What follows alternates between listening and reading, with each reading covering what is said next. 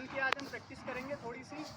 वो आप घर पे जाके जब भी आपको समय मिले उसको आप सीख के जाएँ यहाँ से, और फिर उसको प्रैक्टिकल रूप से यहाँ कर लेंगे तो अपन समझ लेंगे। तो आपके अपने घर पे करने के लिए है, आज हम केवल उसको समझेंगे। तो योगा का और भारतीय संस्कृति में इसका क्या महत्व है, इस पर 2-3 मिनट हम चर्चा करेंगे और फिर मेडिटेशन करेंगे। तो सबसे पहले तो योगा के कई सूत्र थे भारत में आज से 2-3 हज़ार साल पहले, जो भारतीय ऋषियों ने दिए थे। तो एक आसन होता है, जैसे आसन जो बाबा रामदेव करवाते हैं, जिसमें अपन बॉडी को फिजिकली कोई मूवमेंट करते हैं, समझते हो ना आसन। तो आसन योगा का एक भाग है, पतंजलि योग सूत्र है, उसमें अष्टांग योग सूत्र है वो, यम नियम आसन प्रत्याहार प्राणायाम धारणा ध्यान समाधि, इस तरह से। योग के क्या लाभ है उस पर चर्चा नहीं कर रहे, आसन के क्या लाभ है, वो हमारी जो भौतिक शरीर होता है उसको स्वस्थ रखने के लिए आसन का उपयोग होता है। ऐसे ही जो ध्यान होता है, योग का भाग है आसन और योग का ही भाग है ध्यान। ध्यान का उपयोग होता है मानसिक स्वास्थ्य के लिए। मानसिक स्वास्थ्य में बहुत सारी चीज़ें होती है, जैसे सबसे पहले आती है एकाग्रता। एकाग्रता का मतलब होता है हम हमारा ध्यान एक साथ एक जगह पर लगा पाए। अब वो किस जगह पर, जहाँ पर भी अपन लगाना चाहे, चाहे वो पढ़ाई हो, चाहे कोई और काम हो दैनिक जीवन का, चाहे झाड़ू निकालना हो, चाहे पेट लकड़ी काटना हो, कैसा भी काम हो, जब भी हम किसी काम में एकाग्र होकर वो काम करते हैं तो उसके रिजल्ट अच्छे आते हैं। तो जैसे कई बच्चे होते हैं केवल क्लास में पढ़ते हैं और उनको याद रह जाता है, और कई बच्चे होते हैं जो घर पे जाके भी पढ़ते हैं 2-3-4 घंटे, फिर भी एग्ज़ाम में उनको याद नहीं रहता या चीज़ें समझ नहीं आती। तो उसका कारण होता है कि उस समय हम एकाग्र नहीं होते। जैसे लेंस होता है, धूप में लेंस से किरणें आती है तो कागज़ जल जाता है ना नीचे। इसी तरह एकाग्रता हमारे जो ध्यान की जो शक्ति होती है उसको एक साथ लगाने की प्रक्रिया है। तो ध्यान से एक तो एकाग्रता बढ़ती है, और दूसरा ध्यान से जो हमारा स्वभाव होता है ना वो जागृत होता है। तो एक तो होता है प्रभाव में जीना और एक होता है स्वभाव में जीना। स्वभाव यानी जो हमारी प्रकृति है, कि हमें प्रकृति ने या हमारे माता पिता ने या ईश्वर ने जिस रूप में बनाया है, हमें हमारे जीवन में क्या करना चाहिए, किस तरह की नौकरी, किस तरह का सब्जेक्ट लेना चाहिए, या कोई व्यापार करते हैं तो किस तरह का व्यापार करना चाहिए। यदि हम हमारे स्वभाव को जानकर ये सब करते हैं तो उसके फ़ायदे रहते हैं। और एक प्रभाव में जीना, प्रभाव यानी लोगों ने बता दिया कि ऐसा कर लो, तो लोगों की राय लेनी चाहिए, लेकिन हमें पता होना चाहिए कि हमारा स्वभाव कैसा है। तो ध्यान से हमारा स्वभाव हमारे सामने प्रकट होना शुरू होता है धीरे धीरे। अब जो भारत के पुराने ऋषि थे ना, उन्होंने बहुत सारी चीज़ों में बहुत सारी खोजें की थी। तो कई ऋषि थे जिनमें विज्ञान में और मैथमेटिक्स में और कई सारे जो सब्जेक्ट थे, केमिस्ट्री, फिजिक्स, इन सब में हमारे ऋषियों ने बहुत योगदान दिया था। लेकिन आज हम उस योगदान को भूल गए हैं, और उस भूलने की वजह से हमने कई सारी चीज़ों में बहुत कीमत चुकाई है। जैसे भारत देश गुलाम हुआ, तो जो लोग आए बाहर से, उन्होंने भारतीय संस्कृति को नष्ट कर दिया, उस सारे ज्ञान को नष्ट कर दिया, और फिर हम हमारी जड़ों से थोड़ा सा भटक गए, और उसकी वजह से भारत की स्थिति थोड़ी दरिद्र हो गई।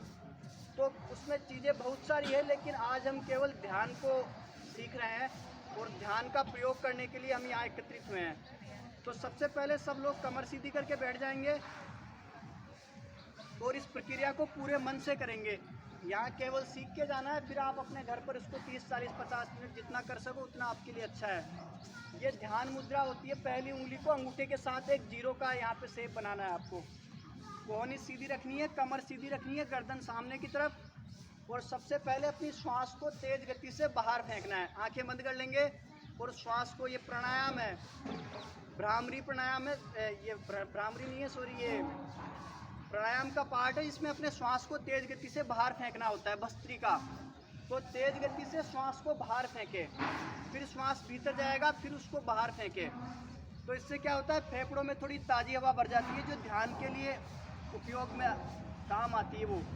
तो श्वास को तेज गति से बाहर फेंके, फिर श्वास भीतर जाएगी, फिर बाहर फेंकते, फिर भीतर जाएगी, फिर बाहर फेंके।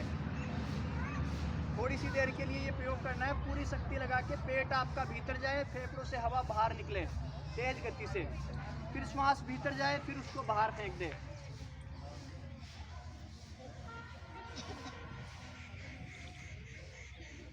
तेज गति से अपनी श्वास को बाहर फेंके सभी लोग, कमर सीधी रखें और सारा ध्यान श्वास को बाहर फेंकने पे पूरी शक्ति लगा दें।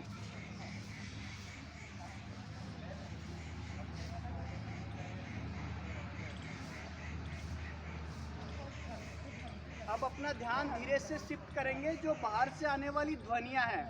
तो हमारे सेंसेस होते हैं, 5 इंद्रियाँ होती है, आँख, नाक, जीभ, ये सब, स्किन। तो ये जो इंद्रियाँ होती है, इनसे हम बाहर की किसी भी जगत की किसी भी चीज़ को ऑब्जर्व करते हैं। ऐसे ही एक इंद्रिय होती है जिसे मन बोलते हैं, 6th सेंस, जो हमारा माइंड होता है। उस माइंड में ही ये सारी चीज़ें जाती है। तो वो माइंड क्या होता है, हमारा अलग अलग जगह पर जाता रहता है, बिना हमारी चाहे, बिना हमारी इच्छा के माइंड अलग अलग जगह जाता है। तो अब माइंड को एक साथ एक जगह पर अपना ध्यान लगाना है माइंड के द्वारा, और सारा माइंड को अपना फोकस रखना है जो बाहर से आने वाली ध्वनियाँ हैं उन पर, चाहे वो कैसी भी ध्वनि हो।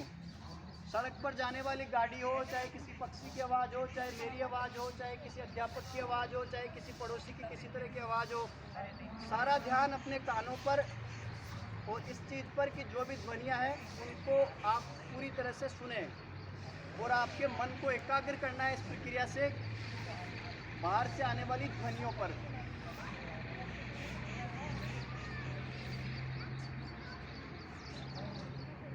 जिस भी तरह की ध्वनि आती है उनको केवल सुनना है, और पूरा ध्यान, कोई ध्वनि ऐसी नहीं हो जो आपसे अछूती रह जाए। पूरा ध्यान आपको अपनी ध्वनियों पर, जो बाहर से आने वाली ध्वनियाँ हैं उन पर देना है।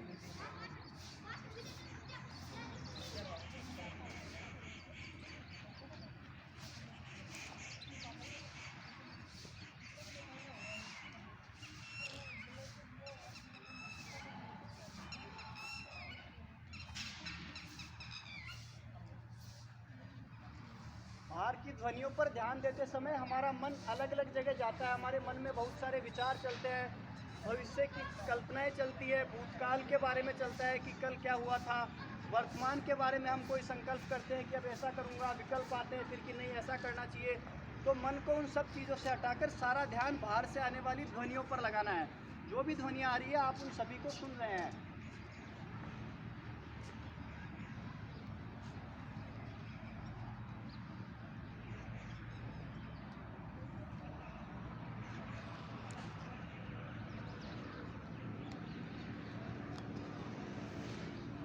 अब अपने ध्यान को धीरे से शिफ्ट करेंगे हमारे मन में चलने वाले विचारों पर। देखें कि आपके मन में क्या क्या चलता है। जैसे कांच होता है, कांच के सामने कोई गाड़ी आए, कोई व्यक्ति आए, कोई पक्षी आए, उसको कांच केवल दिखा देता है। कांच अपनी तरफ से कोई जज नहीं करता दर्पण की एक चित्र अच्छा है या बुरा है। तो इसी तरह हमारे जो मन में विचार चल रहे हैं उनको आपको देखना है। जो भी विचार चल रहे हैं, जैसे भी चल रहे हैं, उनको केवल देखना है। उनके प्रति किसी तरह का जजमेंट, किसी तरह का कोई प्रतिक्रिया उन पर नहीं देनी है। केवल मन में चलने वाले विचारों को देखना है कि हमारे मन में क्या क्या चलता है। हर किसी व्यक्ति के मन में हर समय कोई ना कोई विचार चलते रहते हैं, लेकिन हम उनको ध्यान से देख नहीं पाते।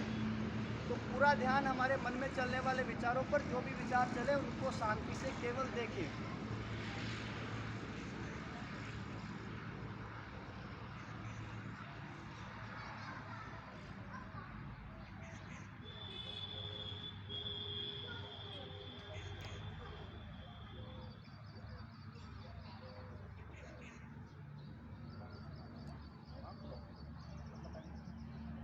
सभी लोग आंखें खोल लेंगे।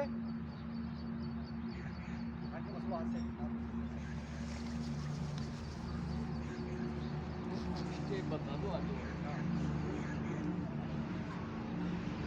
ये जो किया ना अपने, ये लास्ट वाला जो पार्ट है, ये एक्चुअल मेडिटेशन का पार्ट है। इसमें मन में चलने वाले विचारों को देखना होता है।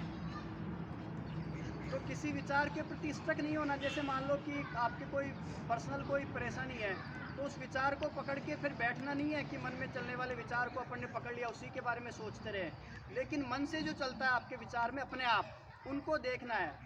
और ये देखते देखते क्या होता है कि हमारे माइंड में क्लैरिटी आती है। फिर हम किसी भी चीज़ पर अपना पूरा ध्यान दे पाने में सक्षम होते हैं। मन में जो ऐसे विचार चलते हैं जो अंधेरे में होते हैं, जो माइंड की डीप लेयर्स में होते हैं, उनको हम उनसे ध्यान हटाते हैं, और वास्तविकता में जहाँ हम हमारा ध्यान देना चाहें वहाँ दे पाने में सक्षम होते हैं। तो ये प्रक्रिया है। लास्ट वाला पार्ट जो है वो उस ध्यान का मेन पार्ट है, और शुरू की स्टेप्स को भी आप कर सकते हैं, और लास्ट वाले पार्ट को ज़्यादा समय तक करें। और इसको आप अपने घर पर जब भी करना चाहें इसको आप प्रैक्टिस करें। धन्यवाद।